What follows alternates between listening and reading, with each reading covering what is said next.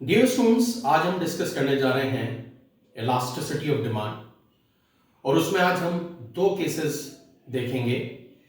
एक highly elastic demand और दूसरा परफेक्टली इलास्टिक डिमांड। हर स्लाइड पर, हर बात पर बहुत गौर कीजिएगा। आपके सारा दोनों केसेस बहुत अच्छी तरीके से समझ में आएंगे। उसकी रेवेन्यू से रिलेटेड एक्सप्लेनेशंस, प्राइसेस से क्वांटिटीज पर क्या इम्पैक्ट आ रहा है, न्यूमेरिकल वैल्यूज क्या आ रही हैं और दूसरी चीजें क्या हो रही हैं। बहुत गौर से देखिएगा वीडियो, और अगर पसंद आए वीडियो तो प्लीज वही जो सब बोलते हैं, like, share and subscribe the channel. ठीक है, कंटिन्यू वॉचिंग द वीडियो। अच्छा जी, हाईली इलास्टिक डिमांड की जब हम बात करते हैं तो सबसे पहले तो हम देख लेते हैं उसकी डेफिनेशन। और आप देख सकते हैं स्क्रीन पर, मैंने वहां मेंशन किया हुआ है कि demand is said to be price elastic when the percentage change in demand is greater than percentage change in price. Simple, यानी कि अगर डिमांड में, या यूं कह लें कि क्वांटिटी डिमांडेड में जो परसेंटेज चेंज आ रहा है प्राइस के चेंज होने की वजह से, अगर वो परसेंटेज चेंज इन डिमांड ज़्यादा हो परसेंटेज चेंज इन प्राइस से, तो इसका मतलब है कि डिमांड इलास्टिक या हाईली इलास्टिक है। मिसाल के तौर पर मैं आपसे कहूं कि 2% का चेंज प्राइस में आ रहा है, 2% से प्राइस राइज हो रही है, जिसकी वजह से 10% से क्वांटिटी डिमांडेड फॉल हो रही है, तो मैं इसे हाईली इलास्टिक डिमांड या इलास्टिक डिमांड कहूंगा। तो याद रखें कि जब भी percentage change in quantity demanded greater हो परसेंटेज चेंज इन प्राइस से, तो दैट इज इलास्टिक डिमांड। लेकिन परसेंटेज के अलावा बात करें जनरली स्पीकिंग, तो हाईली इलास्टिक डिमांड या इलास्टिक डिमांड का मतलब यह है कि highly responsive demand, highly sensitive demand, price में जरा सा चेंज डिमांड में बड़ा चेंज लेके आएगा। Whenever the price will change, there will be a more than proportionate change in quantity demanded. So whenever that is happening, that is elastic demand. मिसाल के तौर पर यह कोई ऐसी चीज है जिसके सब्स्टिट्यूट्स बहुत ज़्यादा हैं, तो अगर कोई एक प्रोड्यूसर अपने प्रोडक्ट की प्राइस बढ़ाएगा, अपने ब्रांड की प्राइस बढ़ाएगा, तो कंज्यूमर्स बड़ी आसानी से दूसरे सब्स्टिट्यूट्स की तरफ स्विच कर जाएंगे और नतीजा ये निकलेगा कि उसके प्राइस बढ़ाने की वजह से डिमांड में कंसीडरेबल चेंज आ जाएगा। So this would be referred as highly responsive or highly sensitive demand. So whenever a slight change in price is bringing a big change in demand, that is elastic or highly elastic demand. जब demand highly elastic हो और हम उसकी PD calculate करें, तो PD हमेशा greater than -1 आएगी। Highly elastic demand या इलास्टिक डिमांड में, क्योंकि जब हम percentage change in quantity demanded को परसेंटेज चेंज इन प्राइस से डिवाइड करेंगे और percentage change in quantity demanded obviously greater होगा परसेंटेज चेंज इन प्राइस से, तो वैल्यू ऑब्वियसली ग्रेटर देन -1 ही आएगी। मिसाल के तौर पर यहां मैंने दो प्राइसेस और दो क्वांटिटीज अज्यूम की हुई हैं। आप देख सकते हैं कि प्राइस 10 से 11 पर जा रही है, जिसकी वजह से डिमांड 1000 यूनिट्स से गिर के 200 यूनिट्स पे आ गई। प्राइस 10 से 11 पर जा रही है और उसकी वजह से डिमांड 1000 से 200 यूनिट्स पर आ गई है। यह आसानी से देखा जा सकता है कि प्राइस का जो चेंज है वो 10% है, क्योंकि प्राइस 10 से 11 पे जा रही है तो 10% का प्राइस में चेंज है, जबकि क्वांटिटी डिमांडेड इस 10% प्राइस इंक्रीज की वजह से 80% से फॉल हो गई। आप देख सकते हैं कि जब प्राइस 10 से 11 पर जा रही है तो डिमांड 1000 से 200 पर आ रही है, जिसका मतलब ये हुआ कि -800 का चेंज आ रहा है, और अगर उसको हम परसेंटेज में कन्वर्ट करें तो 80% का चेंज आ रहा है। और जब हम -80%, क्योंकि डिमांड कम हो रही है तो हम -80% कहेंगे इसको, और प्राइस 10% से बढ़ रही है तो +10% कहेंगे हम। और जब हम -80% को डिवाइड करेंगे +10% से, तो हमारे पास पीडी की वैल्यू आएगी -8। आप यहाँ कैलकुलेशन देख सकते हैं। मैंने आपको बताया कि जब भी डिमांड इलास्टिक या हाईली इलास्टिक होगी तो पीडी की वैल्यू ग्रेटर देन -1 आएगी। तो आपके सामने यहाँ मौजूद है ये सिचुएशन के प्राइस में जो चेंज आ रहा है 10 से 11 का, उसकी वजह से डिमांड में जो चेंज आ रहा है 1000 से 200 पर जा रही है डिमांड, उसकी वजह से जो न्यूमेरिक वैल्यू पीडी की आ रही है वो -8 आ रही है, जिसका मतलब this is highly responsive demand. Price में सिर्फ 10% चेंज की वजह से क्वांटिटी डिमांडेड में 80% का चेंज आ गया। तो this is highly elastic demand और हाईली रिस्पॉन्सिव डिमांड और हाईली सेंसिटिव डिमांड।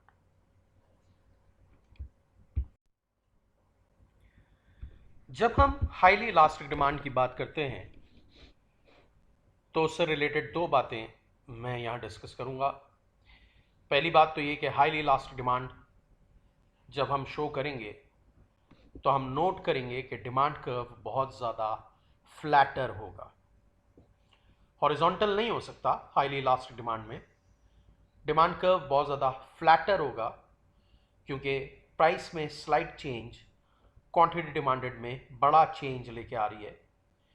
तो वाई एक्सिस पे छोटा चेंज एक्स एक्सिस पे बड़ा चेंज लेके आ रहा है, तो इसलिए डिमांड कर्व काफ़ी फ्लैटर होगा, ऑलमोस्ट हॉरिजॉन्टल से थोड़ा सा ऊपर। और ये शेप जाहिर बात है कि याद रखना इंपॉर्टेंट है। जिस तरह हम कहते हैं कि परफेक्टली इनइलास्टिक डिमांड में डिमांड कर्व बिल्कुल वर्टिकल बनता है, इनइलास्टिक डिमांड में डिमांड कर्व हाईली क्या कहते हैं, आई मीन ज़रा सा टिल्टेड होगा लेफ्टवर्ड, बहुत ज़्यादा स्टीपर होगा। यूनिट इलास्टिक का शेप बिल्कुल यूनिक है। और जब हम आते हैं हाईली इलास्टिक डिमांड कर्व पर या इलास्टिक डिमांड कर्व पर, तो वो काफ़ी फ्लैटर बनता है, जो कि आपको ये डायग्राम में नज़र आ रहा है। अब दूसरी बात जो यहाँ नोट करने वाली है वो ये है कि जब आपकी डिमांड हाईली सेंसिटिव होगी, जब डिमांड कर्व आपका फ्लैटर होगा, तो इस सिचुएशन में प्रोड्यूसर की जो प्राइस मेकिंग एबिलिटी है ऑब्वियसली वो वीक है, क्योंकि प्राइस को ज़रा सा भी बढ़ाने की कोशिश करेगा तो demand more than proportionately fall हो जाएगी, और जिसकी वजह से उसके रेवेन्यूज़ उल्टा फॉल हो जाएंगे। आप प्राइस किस लिए बढ़ाते हैं? ताकि आपके रेवेन्यूज़ बढ़े, लेकिन हाईली इलास्टिक डिमांड में अगर किसी प्रोड्यूसर ने ये गलती की तो उसका उल्टा रेवेन्यू फॉल हो जाएगा। हाईली इलास्टिक डिमांड में ये रिलेशनशिप ज़रा सी उल्टी है। हम अज्यूम करते हैं कि हाईली इलास्टिक डिमांड की सिचुएशन में प्राइस कम करने से रेवेन्यू बढ़ेगा, क्योंकि डिमांड हाईली सेंसिटिव है, तो ज़रा सी प्राइस का कम करना क्वांटिटी को मोर देन प्रोपोर्शनेटली बढ़ा देगा, जिससे कि रेवेन्यू बढ़ जाएगा। तो ये बात याद रखनी है कि जब भी डिमांड कर्व हाईली इलास्टिक होगा या इलास्टिक होगा, तो उस सूरत में प्राइस को बढ़ाने से रेवेन्यू फॉल होगा और प्राइस को कम करने से रेवेन्यू इंक्रीज होगा। जैसा कि आप डायग्राम में देख सकते हैं कि अगर प्रोड्यूसर प्राइस को 11 से 10 पे लेके आ रहा है, तो 11 पे क्वांटिटी डिमांडेड थी 200, एज अ रिजल्ट वहां रेवेन्यू आ रहा था 2200, जबकि 1 रुपए से प्राइस कम करने पर क्वांटिटी मोर देन प्रोपोर्शनेटली बढ़ गई और 200 से उठकर 1000 पर पहुंच गई। और हमें नज़र आ रहा है कि जब हम 10 को 1000 से मल्टीप्लाई कर रहे हैं तो हमारा रेवेन्यू 10,000 आ रहा है। तो इनिशियली फर्म का रेवेन्यू 11 रुपए पर 11 रुपीज़ पर 2200 था सिर्फ, क्योंकि क्वांटिटी 200 थी, लेकिन जैसे ही 1 रुपीज़ से कंप्रोमाइज़ किया क्वांटिटी मोर देन प्रोपोर्शनेटली बढ़ के 1000 पर पहुंच गई। और अब जब हम प्राइस को क्वांटिटी से मल्टीप्लाई कर रहे हैं तो हमारे पास जो रेवेन्यू आ रहा है वो 10,000 आ रहा है, जो इस चीज़ को प्रूव कर रहा है कि हाईली इलास्टिक डिमांड में प्राइस कम करना will make more sense as compare to price बढ़ाने के। हाईली इलास्टिक डिमांड में या इलास्टिक डिमांड में प्राइस कम करने से रेवेन्यू बढ़ेगा, प्राइस बढ़ाने से रेवेन्यू फॉल हो जाएगा।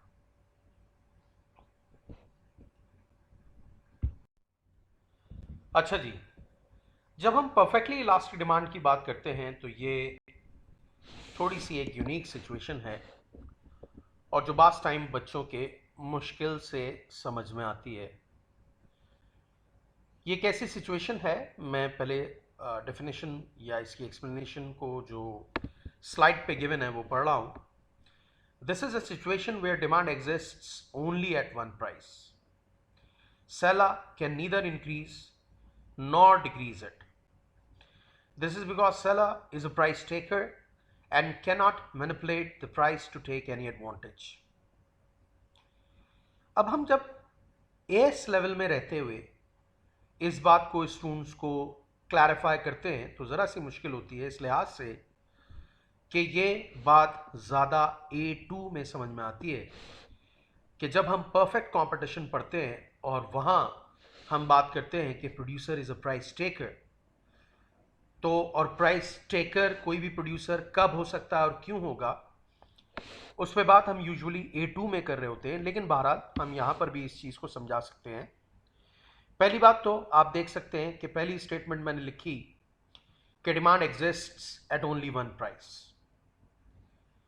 आप नेक्स्ट स्लाइड में इसकी डायग्राम भी देखेंगे तो एक ही प्राइस पर डिमांड एग्जिस्ट करने का मतलब यह है कि जो जिस प्राइस पर डिमांड एग्जिस्ट कर रही है उस प्राइस से ऊपर भी डिमांड नहीं है और उस प्राइस से नीचे भी डिमांड नहीं है, और एज अ रिजल्ट नतीजा ये निकलेगा कि प्रोड्यूसर या सेलर ना प्राइस बढ़ा सकता है ना कम कर सकता है। अब यहां पर इस बात को जहन में रखना पड़ेगा कि हम अज्यूम कर रहे हैं कि ये कोई ऐसी मार्केट है जहां पे फर्म यानी कि seller is a price taker.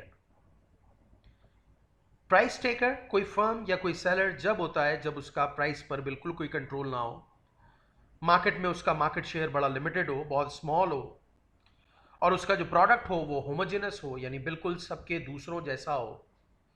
जब आप वो चीज़ बेच रहे हैं जो सब बेच रहे हैं और जब आप वो चीज़ बेच रहे हैं जो जिसमें आपका मार्केट शेयर बहुत ज़्यादा कम है, तो वहां आपकी प्राइस मेकिंग एबिलिटी बहुत वीक होती है और बास टाइम खास तौर पे परफेक्ट कंपटीशन के केस में आपकी प्राइस मेकिंग एबिलिटी बिल्कुल जीरो होती है और ना आप प्राइस बढ़ा सकते हैं ना आप कम कर सकते हैं। एज अ रिजल्ट एक ही प्राइस पर डिमांड एग्जिस्ट कर रही है।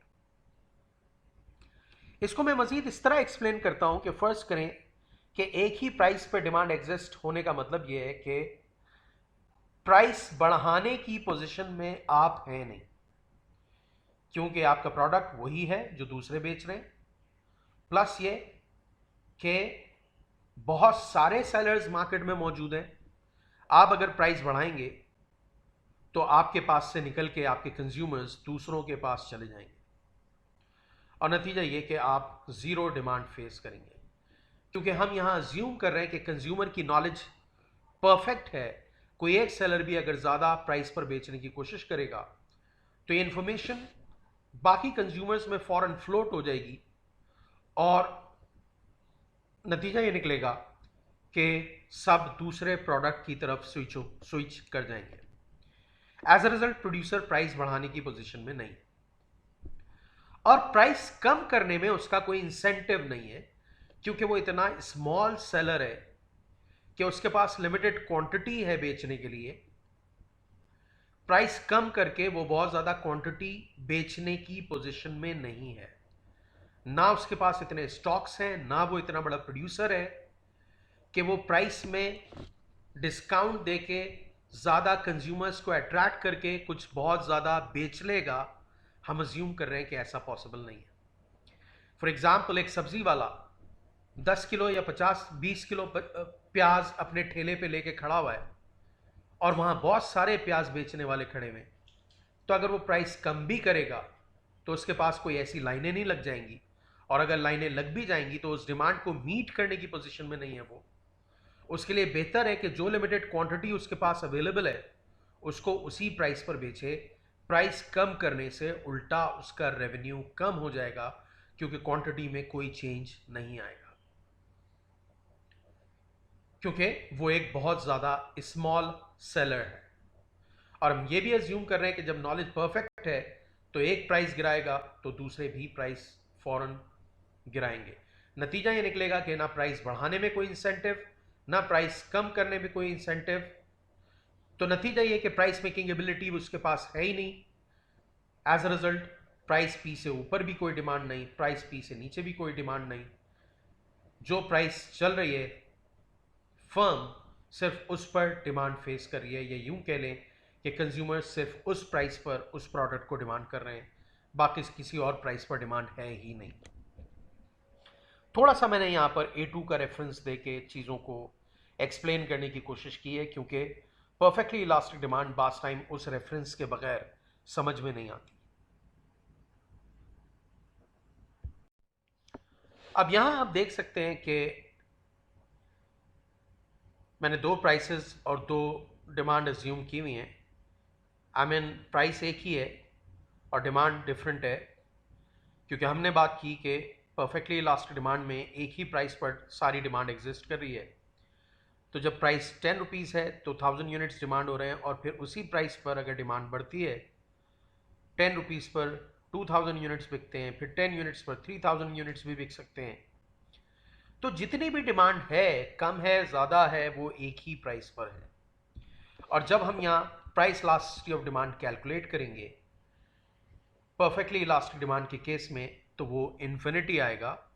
और वो इन्फिनिटी इसलिए आएगा कि परसेंटेज चेंज इन प्राइस जब ज़ीरो होगा,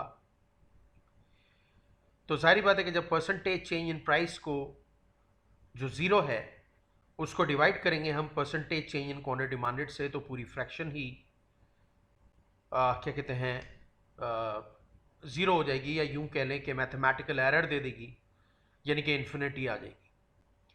तो इस लिहाज से फिर जब हम बात करते हैं तो जब परफेक्टली इलास्टिक डिमांड है तो वहाँ पी डी इन्फिनिटी है, क्योंकि percentage change in quantity demanded कुछ भी हो, percentage change in price zero है। और जब percentage change in quantity demanded what ever it is उसको आप डिवाइड करेंगे 0% चेंज इन प्राइस से, तो इन्फिनिटी आ जाएगा।